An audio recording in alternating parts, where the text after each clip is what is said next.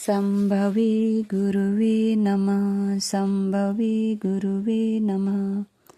प्रणाम करती हूँ मैं अपने गुरु सहित माँ भवानी के चरणों में मेरा प्रणाम स्वीकारो। प्रणाम करती हूँ साहब दीदी के, प्रणाम करती हूँ सभी गुरु भाई बहनों के चरणों में मेरा प्रणाम स्वीकारो। आप सभी का बहुत बहुत धन्यवाद करती हूँ। आगे सुनते हैं नमः शिवाय के बारे में। हम आजकल सुन रहे हैं, इससे पहले का पिछली वीडियो में है, आज उससे आगे से सुनते हैं। पुस्तक है आओ चलें शिव की ओर, साहब श्री हरिंद्रानंद भैया जी के अनुभूतियों से लिखी हुई, उन्होंने अपनी अनुभूतियों से पुस्तक लिखी है। आगे सुनते हैं। अल्पकालिक कष्टों के निवारण के लिए आजीवन मंत्रों का प्रयोग निरर्थक होता है, क्योंकि उक्त मंत्रों का फल व्यक्ति शीघ्र चाहता है। जैसे किसी की पुत्री के विवाह कार्य की सिद्धि के लिए यदि किसी मंत्र का जप किया जाता है तो उसका परिणाम एक काल विशेष में ही होना आवश्यक है। लौकिक कष्टों के निवारण हेतु विभिन्न प्रकार के मंत्रों का प्रयोग पूर्व काल से होता रहा है। इस प्रकार के मंत्र 108 की माला या अंगुलियों पर किए जाते रहे हैं, किंतु उस परम सत्ता शिव के सानिध्य लाभ करने के लिए निरंतर आजीवन प्रयास अपेक्षित हो जाता है। अजपा जप जबकि ऐसी विधि है जिसे व्यक्ति अपने समस्त लौकिक कार्यों को करते हुए अपना सकता है। अजपा जप के प्रारंभ में श्वास के भीतर आने पर नमा का प्रयोग होता है और सिवाय श्वास के बाहरी गमन पर। अजपा जप के प्रारंभ में श्वास के भीतर आने पर नमा का प्रयोग होता है और सिवाय श्वास के बाहरी गमन पर है। मतलब सांस अंदर गई तो हमने महसूस करना है कि नमा, और सांस को जैसे हम छोड़ेंगे तो महसूस करना है कि शिवाय। प्रारंभ में यह क्रिया सयास होती है। सने सने मन अजपा जप में अनायास चलने लगता है। नमः शिवाय के श्वासों पर अनायास परिचालन में प्रयास जैसा कुछ भी नहीं होता। जैसे एक बालक के युवा होने के लिए किसी प्रयास की आवश्यकता नहीं होती। मंत्र गुरु द्वारा दत्त या प्रदत्त होते हैं। कहा जाता है कि गुरु जिस मंत्र को अपने शिष्य के विचार में डालते हैं वे गुरु उक्त मंत्र के देवता से अभिन्न होते हैं। यानी गुरु और मंत्र के देवता एक नहीं होते, दो भी नहीं होते, अपितु अभिन्न होते हैं। गुरु और मंत्र के देवता को एकाकार माना जाता है। शिष्य का मस्तिष्क प्रथमतः मंत्र को ग्रहण करता है। कालांतर में मंत्र शिष्य के हृदय में अपना स्थान बना लेता है। मंत्रों के अर्थ और उसके भाव मंत्रों के फलदायी होने में अहम भूमिका निभाते हैं।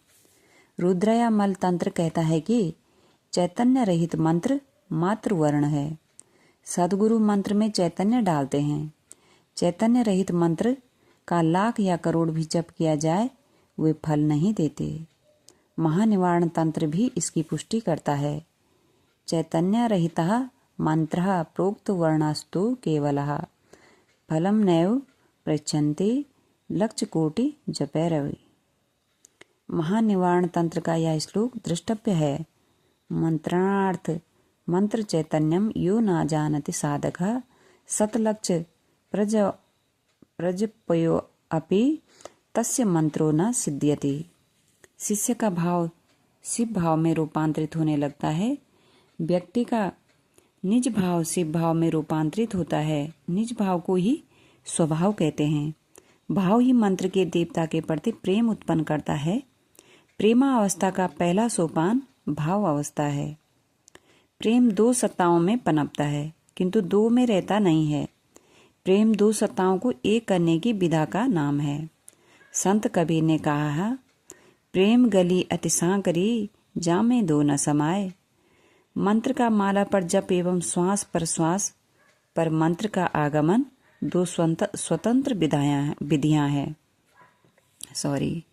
मंत्र का माला पर जप एवं श्वास पर मंत्र का आगमन दो स्वतंत्र विधियां हैं। दोनों का एक साथ प्रयोग निषिद्ध है। रुद्राक्ष या अंगुलियों की माला सामान्यतः सूर्योदय से सूर्योदय तक एक बार की जा सकती है। स्मरण रखना है कि माला के एक एक दाने पर मानसिक नमः शिवाय के साथ शिव को प्रणाम करने का विचार अथवा भाव आवश्यक है।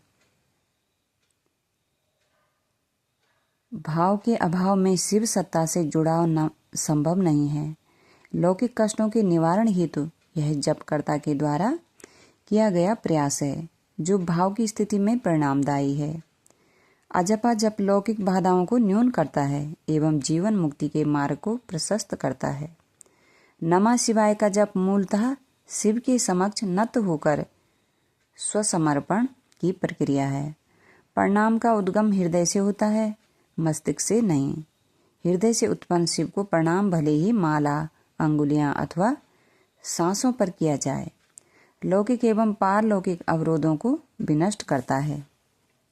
शिव के शिष्य पंचाक्षर मंत्र नमः शिवाय को प्राण मंत्र, गुरु मंत्र और इष्ट मंत्र मानते हैं।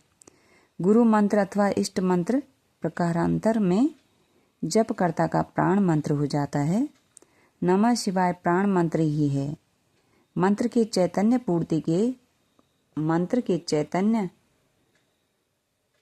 पूरित होने के उपरांत मननकर्ता जपकर्ता मंत्र के देवता से एकाकार होकर प्रारब्ध और काल की शक्ति को भी तोड़ देता है। काल पर पूर्ण नियंत्रण मात्र महाकाल शिव का है। नमः शिवाय जो मंत्र है प्राण मंत्र ही है। नमः शिवाय शिव का प्राण मंत्र है।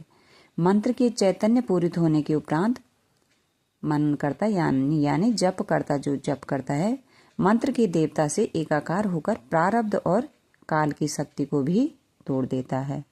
काल पर पूर्ण नियंत्रण मात्र महाकाल शिव का है। अपने गुरु सहित साप दीदी के चरणों में प्रणाम। आप सभी गुरु भाई बहनों के चरणों में मेरा प्रणाम। सभी का बहुत बहुत धन्यवाद।